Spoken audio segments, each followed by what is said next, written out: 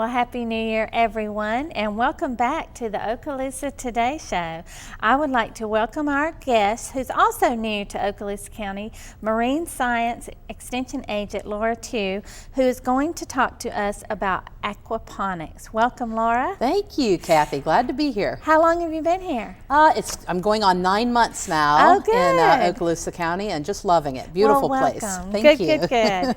Well, I'm so excited because I'm going to be learning about this with you all, and that is aquaponics in the Panhandle. Is there like a club? I'm actually starting what we call a community of practice. So it's kind of like a club. I'm trying to form a group of people who are interested in learning together and sharing information. So it is kind of like a club, and aquaponics is a fairly new topic that not a lot of people know about. It is. Yes. It is. So thanks for helping me with this.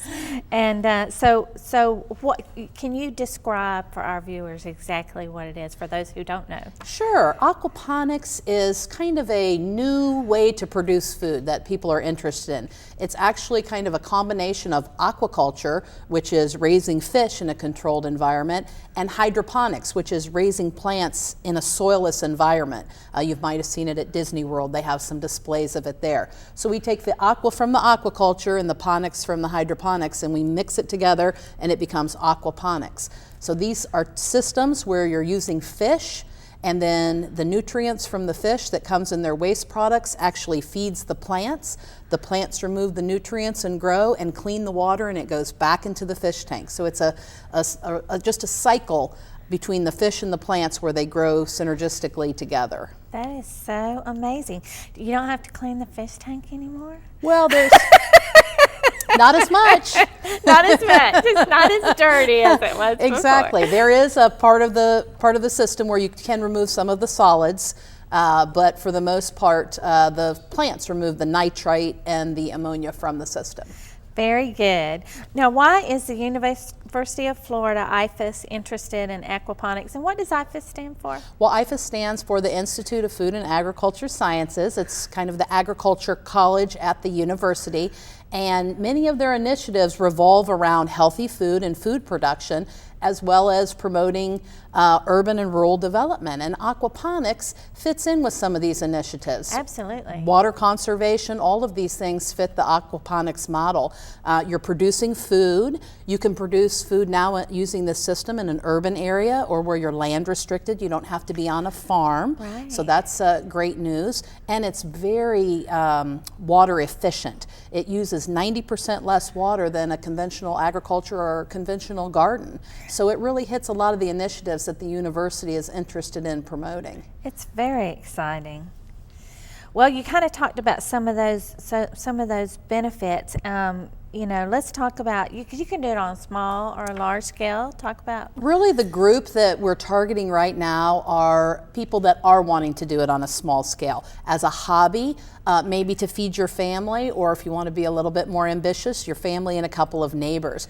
Or even just grow herbs. Growing herbs is a great way. I thought about doing that Yes. myself, just growing the herbs, not necessarily on my vegetables. Yes, you can grow it right on your goldfish tank. Yeah. And it'll work perfectly great. But somebody like me who lives in an apartment, I can do it on a small deck. I don't have to have a plot of land to raise my food.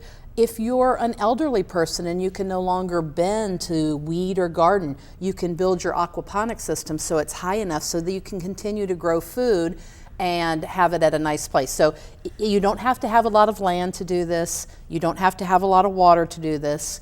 And a lot of people enjoy it just as a hobby, and so many people are into cooking. Like you said, you could grow a few herbs in a sunny window using this technique. But you do have to still pull weeds. No, you don't have to pull weeds. We don't at all. No, you don't have weeds. We don't have weeds. We don't have weeds because you're growing your plants in a soilless environment. So you're growing them in either coconut coir, or there's some other materials that you use, a soilless potting mixture, or even expanded clay pellets. So you don't have to do a lot of weeding, and that's a big advantage for a lot of people. A huge positive. Yes, I agree. I agree. Okay. Well, what are some of the challenges? Well, some of the challenges are that for a good size system, it can be a little bit expensive starting out to buy the equipment. If you had to put in a greenhouse, for example, if you wanted to be a little large scale, that can cost you some money. The tanks are typically made of fiberglass and plastic, and PVC, which is what you use for the piping, that can be expensive. So getting started, there is a little bit of startup cost, as with any small scale endeavor, so it can be a little bit expensive. Also, there is quite a learning curve, and instead of just like gardening in the backyard where you just have to know about plants, now you have to know about the fish too. And you're actually culturing the bacteria in the system that convert the fish waste into a usable nitrate source for the plants. So you have a lot of learning to do and a lot of learning curve. So it's fun but challenging. Do you have to figure out how to get that right? Exactly. How do you get that information? And that's what we're hoping to share within this group. Okay. Is there testing that you can do? Oh, you mean water testing? I thought you meant, do I test people when they come to the workshop? Do I give them a test? No, no testing yet. No. There is. There is some water quality that you need to test, and it's not hard. You can use simple tests like from a pet store for pH, ammonia. So it's really quite easy. And once people kind of get over that initial, oh no, I have to test the water, we'll train you how and show you how to do it, and pretty soon it'll just become routine. Well, that doesn't sound too overwhelming. You can do it. I know you can. What type of systems do people mostly use? What do you mostly see out there, Yeah, well, there's a lot of different designs. I mean, one quick search on Google and YouTube, and you can go nuts seeing all the... And we've got a lot of photos, I think. Yes. You can. People have been so creative in how they design their systems. But what I typically see is what's called a float bed system, where you have your fish isolated in a tank, and then you feed your fish in the tank, and then the water flows from the fish tank into a bed where you float a raft of styrofoam on top of the water, and then your plants are held in little baskets inside of the styrofoam. That's called a float bed technique. Interesting. Yeah. Another one that's very popular is called the like a gravel bed technique, where people use small pea gravel or even aquarium rocks, or sometimes expanded clay pellets, and plant the plants directly in there, and the water floods in and drains out over time. So that's called a flood and drain system. So there's a lot of systems out there. That's one of the things we talk about in our community of practice, and try to help people make good decisions when they decide which type of system they want to use. Right. But you can make them homemade fairly easy. When you get up to commercial scale, it's a different story, but for what we're talking about, it's kind of fun to make your own system. Yeah. Well, what kind of fish? You keep talking about the fish. What kind of fish can you grow in? People use a lot of different kinds of fish. We have some regulations in the Panhandle that prohibit some fish from being used in the system. Most of the growers here are using either bluegill or catfish if they want to grow a fish that they can eventually eat. Others are using goldfish and koi because the fish aren't their primary interest. They're more interested in the plants or the herbs that they're going to be harvesting, and they're just using the fish as a driver for the system. They're not as interested in eating them. Okay. And what plants can we grow? The research has shown over 250 different plants have been grown in aquaponics systems. Everything from flowers to herbs are very popular, especially basil. Basil tends to love these type of systems. All kinds of vegetables, the lettuces, kales, and spinaches do very well. Even fruiting vegetables like your peppers and tomatoes, they all do well. I visited a farm yesterday. I got to see celery growing in the system. So you could do celery, Swiss chard, and even some root crops have been grown in these systems like beets and potatoes. So I even saw a watermelon. A watermelon, oh yeah. I haven't seen that yet, but I imagine it could happen, yeah. Oh, who doesn't love watermelon? And might push your float down into the water though. I know. And the size, does it impact the size of the plants at all, you think, growing it this way? I haven't seen an impact. It actually makes the plants grow a little bit faster. When I was growing lettuce in a system I was managing, and I was growing lettuce in 6 weeks what normally took me 8 weeks in traditional gardening techniques. And this is because the roots of the plants, because they're in the water, they're constantly bathed with nutrients 24 hours a day, not just when it rains or when the soil is wet. And so it does speed it up a little bit, but plant size remains about the same. Okay.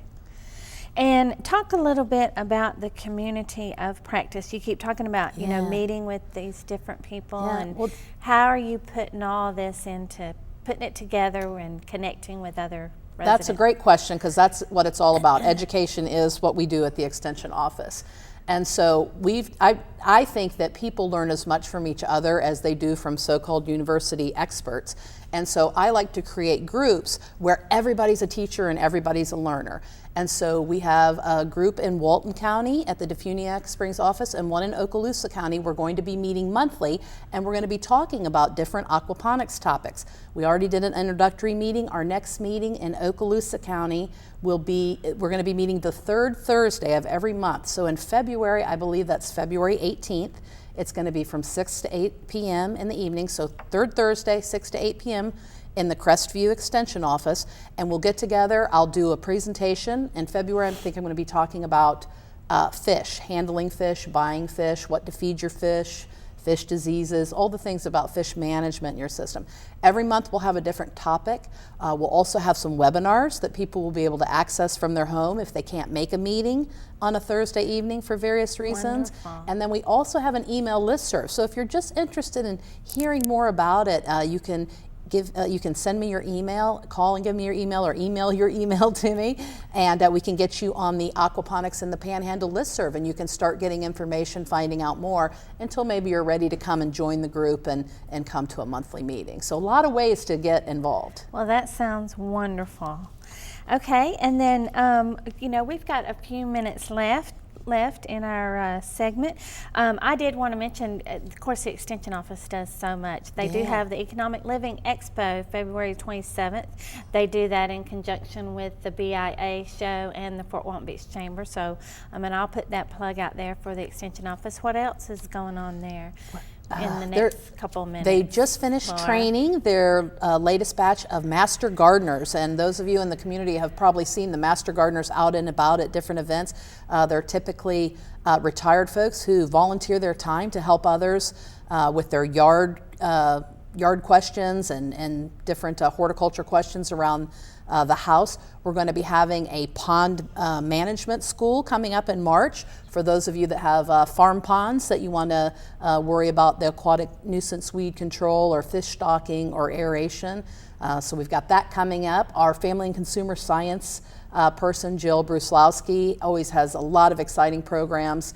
I know she's going to be doing some more cheese making programs, which that's a really fun one if you haven't been. So just check out our Facebook page, and you can always see there's so much going on at the Extension Office. Okay, very good.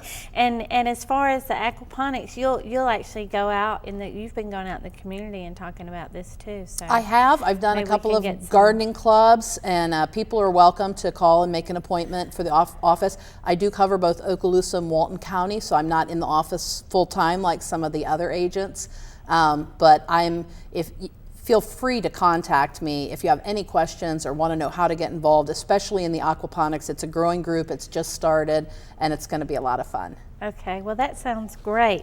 And some of the libraries may be interested in having you come in and do that. I know that you get asked a lot, but it gets spread pretty thin. But I like to talk, and that's great for the Facebook page. It is. So, and we still have a couple more minutes. If you want to talk some more about aquaponics, is there anything that we did not cover? Well, I think that let's talk about the process. I had a diagram on that, and take us from what happens the minute you plant the seed. That's a good point. The minute you get your system together, you're ready to plant. Yeah, well, what happens? I need to take you back a little further, because once you build your system, it's not automatically ready to just put fish and plants in. You have to cycle your system and build up this invisible bacteria population, because it's actually these two types of bacteria that you're growing that change the fish waste into a form that the plants can then accept. The plants can't accept the waste directly, and that's a process called nitrification. Fish in the tank, they excrete ammonia in their urine and over their gills. This is getting technical now. That's okay. But then the bacteria in your system take that ammonia and break it down. First they break it down into nitrite, but that's still toxic to fish. So there's another bacteria that jumps in and breaks it down into nitrate. Nitrate is what the plants want. So the plants then remove that nitrate from the system and they clean the water basically, and the water flows back to the fish where it's clean. You feed the fish, they produce more ammonia, the bacteria change that ammonia into nitrate, the plants remove the nitrate. So the nitrate's okay for the plants. Yes. The ammonia would not be, obviously. That's right. So, it has to be in a form that the plants can take it. So that's basically what you learn, is how to manage your system.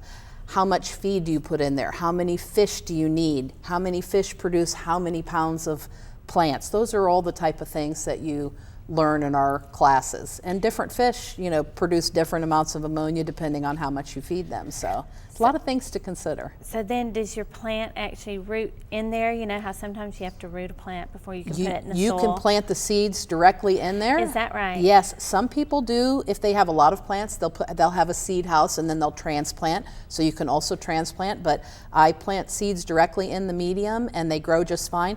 There's no soil. The roots will grow very long into the water. It's really fascinating to see. And the produce tastes so wonderful.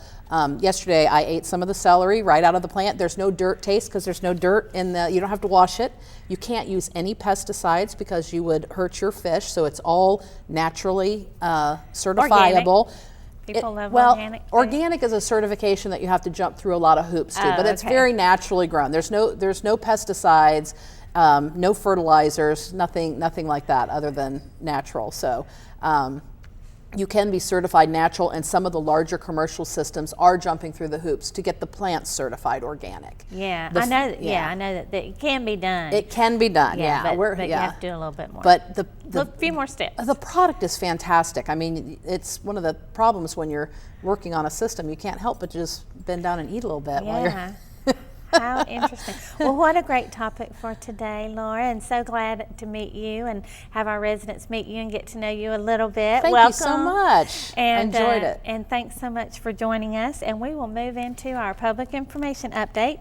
Around the county news, we have, if you missed the big announcement from the Destin-Fort Walton Beach Airport, we have a new airline called Allegiant. And they are offering discount flights to Cincinnati and St. Louis this summer. So check them out online at allegiant.com and book your flight. And as they move into it, they've already added some new flights because they had such an overwhelming response. And so they will add cities as well if the interest keeps going. So if you use your hometown airport, the more you use it, the more we can add new flights. So that's pretty exciting. There are some volunteers being sought by the Parks Advisory Board and the Trade Industry Board. So just call our 311 information line and check with those departments. We have a new commission chairman, Kelly Wines, for 2016-17 and fiscal year 17, and our vice chairwoman is Commissioner Carolyn Ketchell. We have several new department directors. We want to welcome our Public Safety Director, Alvin Henderson, and Chief Correctional Officer, Stefan Vaughn, and also Human Resources Director, GinNeal McVay. And until next month, we want to thank Cox and thank you for watching, and thanks to all our guests. See you next time.